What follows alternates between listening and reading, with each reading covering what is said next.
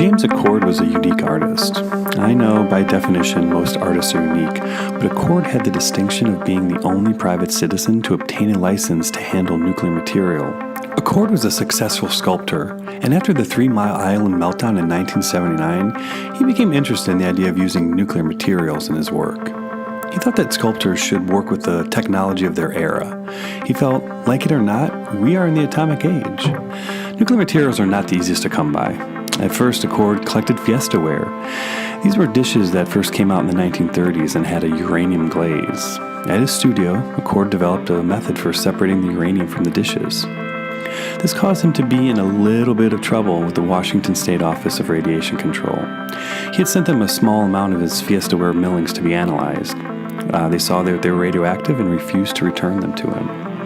But Accord was determined, and a year and a half later, the Nuclear Regulatory Commission ruled that restrictions do not apply to ceramics.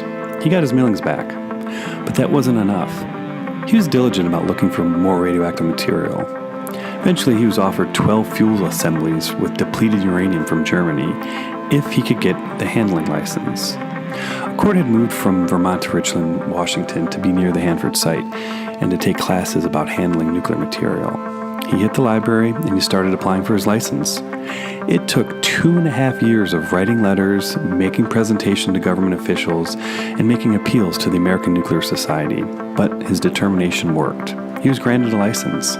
He was so happy, he had his license number tattooed on the back of his neck. He felt he'd even earned a little respect in the nuclear community. A little. But many people thought he was doing frivolous work and ultimately wasting materials. And it wasn't just in the nuclear community that Accord was a controversial figure. People in the art and environmental communities thought he was giving credibility to an evil technology. Accord saw artists and engineers as akin to each other. Both spend their time trying to make things. As for art and science, they were parallel paths on which humans seek knowledge and understanding. He said, and I'm quoting here, "I can't help feeling that today's nuclear industry is not unlike the church of the 12th and 13th centuries. We have a priesthood living in remote areas, interacting only with each other. Yet these are the people who make the decisions for you and me." Once he had his license, he was able to receive the 12 fuel assemblies from Germany. He convinced scientists at Hanford to let him store them on site. All in all, he spent about 15 years living near Hanford, but ultimately moved to Europe, where he found more people were interested in his work. A university in England gave him access to a small-scale reactor. Accord passed away in 2011 and wasn't able to create his most ambitious idea. He wanted to build a nuclear Stonehenge at Hanford. His vision was a sculpted park to show future generations what we've done. Welcome to Down by the River, Stories of Hanford. My name is Danny Noonan, and I'm with Washington Physicians for Social Responsibility. Each month we bring you stories about Hanford, once the facility that produced plutonium for the U.S.'s vast nuclear weapons arsenal, and now the focus of the largest environmental cleanup project in the world. Many of the key players in the history of Hanford have been scientists, military personnel, politicians, tribal leaders, and activists. But then there are the artists and poets that draw inspiration not only from the atomic age, but specifically from Hanford. They give us empathy for the people involved and provide new perspectives on the daunting aspects surrounding Hanford. This month I wanted to highlight 2 artists that have incorporated Hanford into their work. Elizabeth Heffron is a playwright in Seattle. Besides writing, she teaches playwriting at the Cornish College of the Arts. She's currently working on a play about a young couple that works at Hanford. I'll let Elizabeth take it from here. And it's a story of a couple. They're both workers, Hanford workers, and she works on the tank farms. And so she gets exposed in an accident, and the play is about what happens. The first act takes place over the course of the first 24 hours after the exposure, and then the second act takes place over the weeks and months that unravel after that. And what happens with her in terms of health care, in terms of her relationship with her family and her husband and her coworkers and the corporations and her medical care and all that stuff. So, just going to jump in here for a second. For those of you who don't know, The tank farms are places at Hanford where workers monitor the 177 underground tanks that are currently storing 56 million gallons of highly radioactive and chemical waste. Now back to Elizabeth. So the people in this play are fictional, but they are definitely influenced by the people I've met and the people I've talked to. So the main characters are a young couple who are in their late 20s, early 30s, named Chip and Linnea, and they both work. They both work at Hanford. She's an operator and she works on the tank farms. He does more construction kind of stuff. He's a little bit lower level in terms of where he's at. There's also a person who I've had to kind of amalgamate somebody who is with the corporation that runs that part of the farm. And I'm calling them, they're like the Chem 3 Corporation. It's not really a real one, but and he represents sort of a management place, but also he has to kind of work for PR and just the sort of public front on this and how to go about handling it from a management perspective. And then there's Chip's mother, Tina, who is currently a bartender, but she's going back to school to become an actuary because she feels like the only truth there are is the truth in actuarial numbers. and she's on a shift at a bar when her daughter-in-law gets exposed, and it kind of sends her into pretty interesting interactions with her bar customers. And then also there's another worker named Santiago who at the time of the accident was working the pump, it was a stuck pump, and it was the pump that wound up sending effluent down a water hose rather than out the protected line it was supposed to go out. So this is a character. He's Hispanic. He's from Pasco. He was on this pump, but the accident really wasn't his fault. It's just the whole thing fell apart. But then in the aftermath, they're getting everybody's reports and going through everybody's minutes and timelines and all that kind of stuff. And and he definitely gets a feeling they're looking for somebody to place a lot of blame on. I saw a live reading of the play, and one of the many aspects of it that impressed me was how the character that was representing management was portrayed.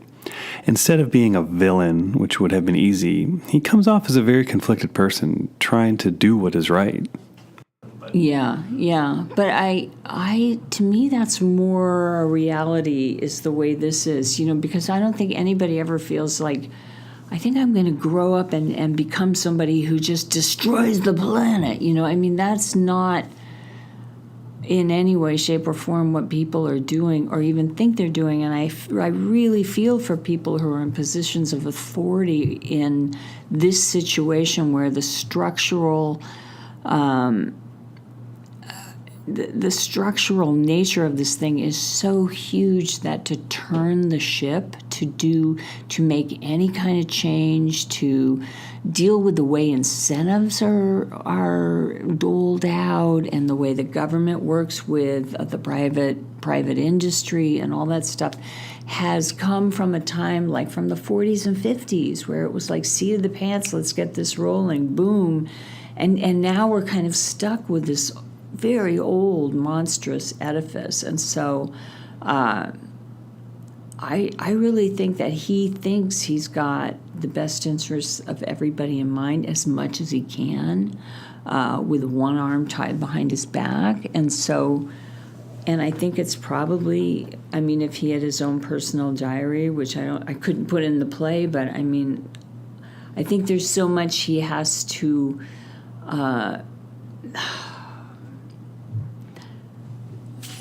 find ways of telling himself what's happening and how I can help, and that's so difficult. But we all do that. There are things we just don't want to look at, from all sides. I had to ask Elizabeth, how does one end up writing a play about a nuclear waste site? So I think I've probably started about 7 or 8 plays on various aspects of the nuclear industry. One on the NRC alone, which is just remarkable, and another one basically about the history of how we wound up with the designs we have, which was so hit and miss and fascinating and awful at the same time. So. But because I live in Washington State and issues around the tank farms were really coming out quite a bit, and the issues with the workers and not getting compensation and meeting the people at Hanford Challenge, Tom Carpenter and all those guys, and you and the WPSR folks, all of that, I just thought, well, I'd rather do something that's closer to home. And then I wanted something where I could really hang on to the characters, because when you're writing a play that's got a lot of technology or science in it, you can put people to sleep like so quickly. So I needed characters that were strong enough and issues that were strong enough, the human issues, to kind of carry an entire play. And then expose or explain or illustrate the situation within the world of these characters through their behavior and actions. So I think I wound up with the tank waste situation because, one, it's pretty awful. Second, it's how we're dealing with the workers once they're exposed and what happens to their friendships and who they're considered after the fact. They become a liability and a little bit of a problem, possibly. They're looked on. You don't know what they're going to do next, and they don't know what's going to happen to them. They don't know what's going on with their bodies. It's just it just throws people into such a crazy state. There's more plays you could do on Hanford. I mean, the whole thing around the vitrification plant. Walt Thomasitis is a hero, and somebody should do a movie on that guy. I mean, and everybody working on it. I don't know. It's just fascinating. So when I finally decided on what I wanted to do, partly it came out of having read some of the court transcripts that Hanford Challenge had about a guy named Dan who had been exposed to tank waste. It had gotten on him, and I can't remember what year it was, like 2008, 2006. I could be totally wrong about this, but he wound up basically dying about 5 or 6 years later, and he never got any compensation, and it was definitely due to whatever was in the tank. And so I didn't want to work from that particular accident, but I used it as a prototype for what could go down. And then I've gone over and I've interviewed a whole bunch of workers. The Cascades are a mountain range that create a physical divide between Western Washington and the rest of the state. But there's also a cultural divide. Earlier in our conversation, Elizabeth called herself a 206er, referring to Seattle's area code. I asked her, how did it feel to cross the mountains and write about a community that she was not a part of? Well, that's the first time I heard the term 206er was over in Central Washington, because I was hired to write a pageant in Leavenworth on the history of Central Washington that would include from the Indians, from the Yakimas and the Wenatchee Indians, all the way up through the fire of 1992 or 94. There was a huge fire that surrounded that area, and I was hired to write a pageant that would incorporate all kinds of folks from that area. So I moved over there for about 3 weeks and just met everybody. This was through One Reel Productions, and interviewed people. I wound up within about a month, I felt like I knew more people in Central Washington than I did in Seattle. It was actually really lovely, but I met all the loggers. I met the people that had wanted to secede Chelan County from the Union over the Growth Management Act.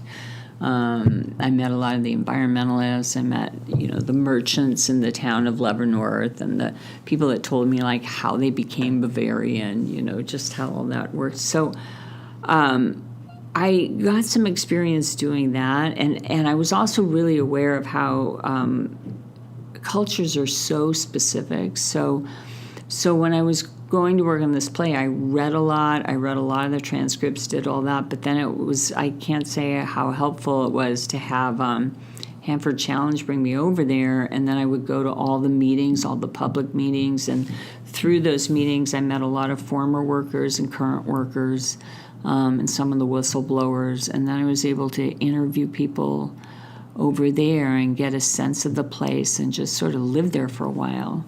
I now have a family member over there, so I can go over and stay there in Kennewick, and so, but I needed to really just be there and listen, and not kind of come over with a whole bunch of judgments or things that I thought about the thing, and it was eye-opening and really fascinating. And then when we had a reading of the piece at ACT. We've had a couple of readings, and what's been wonderful is having some of those workers and the whistleblowers and then advocates and activists come and see the play, and because I really wanted to know if there's anything I'm getting wrong about how things work and how people would react and stuff like that. So it was great to have their feedback and reactions. And I love my favorite friend who said, I know every guy you base those characters on.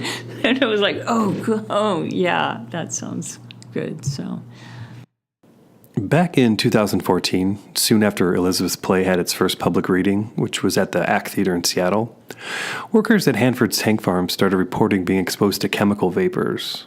Now, Elizabeth's play is about an accident that happens at the tank farms, which is different than what was happening at Hanford. But the aftermath was eerily similar to her play. The tanks at Hanford are not completely covered, and they were emitting vapors that workers were being exposed to. Now, I'm not going to go into too much detail now because that could be a podcast on its own, which it will be in the future. When these stories started to appear, I couldn't help but think of Elizabeth's characters. I asked her how she felt when she read about real people going through what she'd put her own characters through. Well, it's very interesting because you go back and you look through all the various records and you read about, and even someplace like Washington, Physicians for Social Responsibility, or Hanford Challenge, which used to be called something else that I don't remember. If you go back and you look through the various case studies, you keep going back and you realize the same things are happening over and over. So even though there's a sense of trying to solve it, but when solving it means it's going to cost more money and then funding gets cut, well, boom, the answer to that is to go back to the way it was when it didn't cost more money, which then causes more problems, So there's sort of an intractable nature to it that felt like, and I've said it in the past. I said it in 2010 because I thought, well, who knows what will happen in the next few, months or years, and hopefully, everybody will have to wear respiration stuff and something else. But the nature of how the problems work once they're exposed, whether it's this particular problem or something that happens at the vitrification plant down the line, the way we respond, the human response to those kinds of emergencies doesn't change much. So I think that makes a play about that kind of thing. It's not a one-time deal. This is this overwhelming, continuously evolving situation, and so it feels to me like it's not going to be, there's going to be no line in the sand where it stops for a while, for a long while. I mean, that's the way I'm seeing it. Once you hear about Hanford or get involved in some way, it's hard not to be involved anymore. I asked Elizabeth if her involvement with Hanford extends beyond writing the play. I don't know. It's just been such an amazing journey just to go through the process of creating this play and the characters and what happens. And I still feel like I discover more every time I go in there. So I'm still kind of tweaking it and working on trying to get some of the tech information down. I fall in love with the tech stuff myself, so that makes it hard. But explicating anything that doesn't actually, extricating anything that doesn't actually need to be there is something I'm working on. But I just found the whole journey, and it's like I'm not ever leaving this journey. I mean, now that I've written this play, I feel like I have even more responsibility for continuing to help somehow get the word out or support programs like you guys and Hanford Challenge that are working to keep a sort of a citizen's response to the situation so that it stays open and transparent as much as it can be. Because to me, transparency is everything.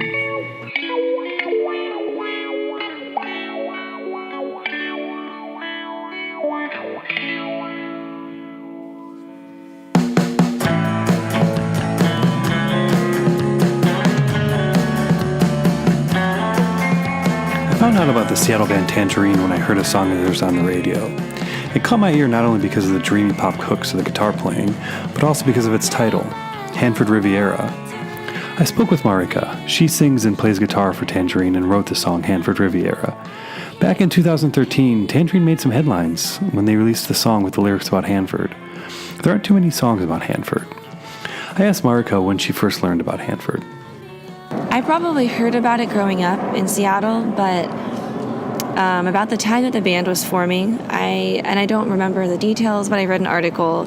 It had to do with Jay Inslee, the governor, saying that that there was radioactive material leaking into the groundwater near the base.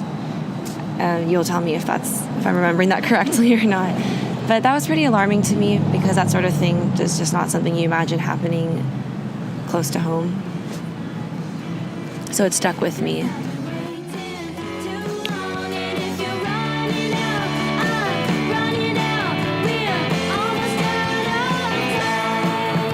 Judging by when she wrote the song, the news she read was when Governor Jay Inslee spoke at a press conference where he announced 6 of Hanford's 177 underground tanks were leaking. A week earlier, the public was told 1 tank was leaking. But after meeting with Energy Secretary Chu, the governor learned that it was in fact 6 leaking tanks. 5 of these tanks were built between 1943 and 1944. The 6th tank was built in the 1950s. No one expected them to still be needed over 60 years later.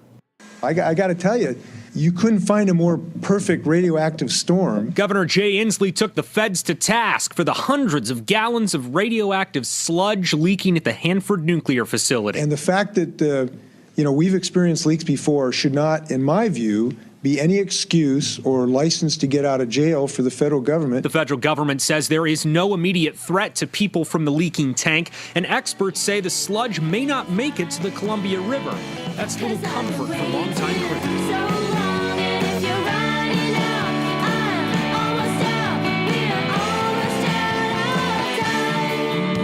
I think that it stayed in my consciousness for a while, and I didn't even expect to write the song about it as I was writing it. The song did begin as a conventional sort of love song, and after a while I was like, well, this is a little boring, and it wasn't actually about anything real either. It was sort of like a perfunctory sort of songwriting session, and I decided, okay, I want to make this go a little deeper.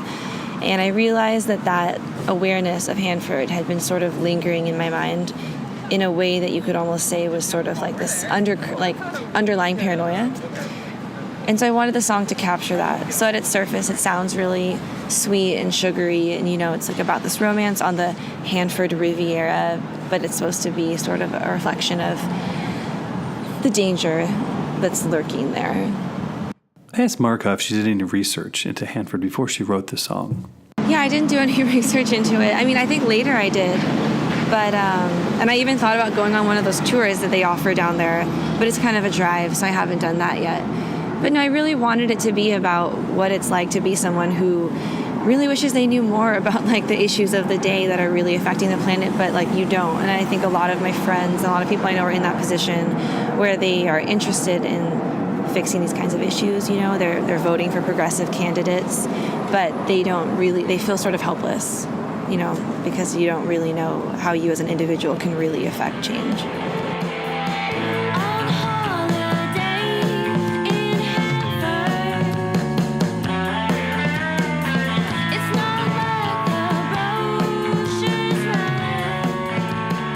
There's a lot of people who have a lot of different opinions about Hanford. It's quite the political issue. I asked her if she told her bandmates what she was writing her song about before she presented it to them. Yeah, I write the lyrics on my own, and it's sort of a personal process.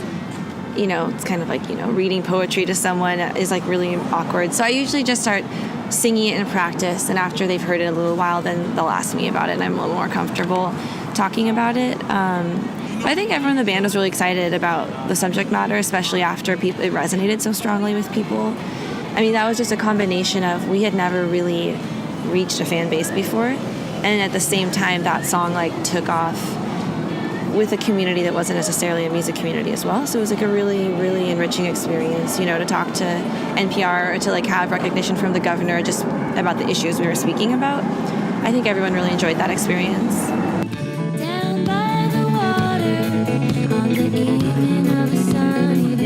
I asked her if the band does an introduction to the song when they play it live. Yeah, I don't do an introduction to it. I mean, I think we don't play it anymore.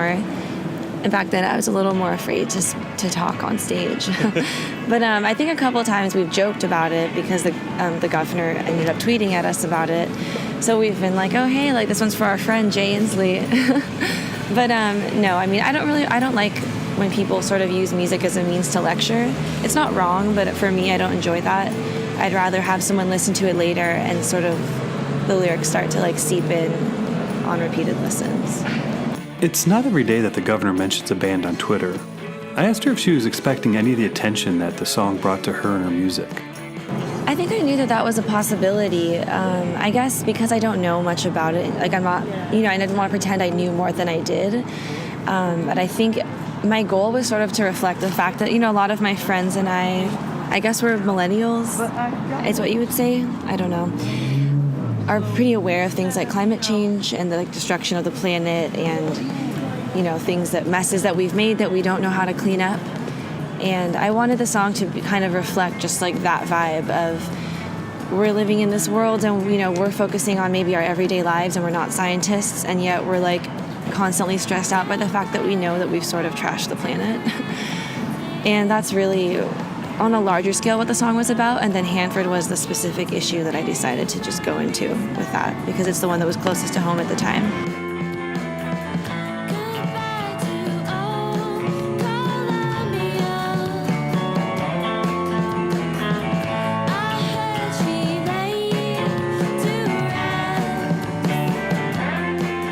One of the most interesting things about Hanford is that you never hear of it. And then once you have, you see it mentioned everywhere. It's like you can't escape it.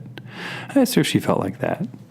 So I think since writing the song, I have become more aware of it. I don't know if I go looking for it, but it's pretty much impossible to ignore, you know, if there's a headline about it or something related. And of course, you know, there's been like I guess fallout is an unfortunate pun, but just the ramifications from Fukushima as well. It's just, you know, the issue is definitely there. And you can't really ignore it, especially once you've acknowledged it. And what were her final thoughts on Hanford? I don't know what to do about this issue, so I don't know how much I've contributed to it, but I'm glad that, you know, I could at least be a part of not letting it just slip from people's minds. And that has been another episode of Down by the River, Stories of Hanford. As I said earlier in the program, there are many people that have been inspired by Hanford to create art. In fact, there's a whole traveling art and science exhibit focused on Hanford and Washington State's role in the nuclear age. It's called Particles on the Wall. It'll be on display at the University of Washington's Bothell campus at Mobius Gallery this April and at the Reach Interpretive Center in Richland, Washington in late summer, early fall 2006. It is an amazing exhibit. And full disclosure, Washington Physicians for Social Responsibility is a co-sponsor of the exhibit, along with its curators and co-founders. You can visit the website, particlesonthewall.org, for more information, as well as a chance to see some of the art, read the poetry, and science and historical facts. I want to thank Elizabeth and Marika for being interviewed. If you want to know more about Hanford, you can always go to our website, wpsr.org, and then to the Hanford tab. There you can find transcripts of this show, as well as ways to stream or download this podcast via iTunes, SoundCloud, and YouTube. If you have any questions, comments, or stories of your own, please contact me at daniel@wpsr.org. I hope you tune in next month when we'll explore the role of several agencies who are responsible for cleaning up Hanford. Thanks for listening.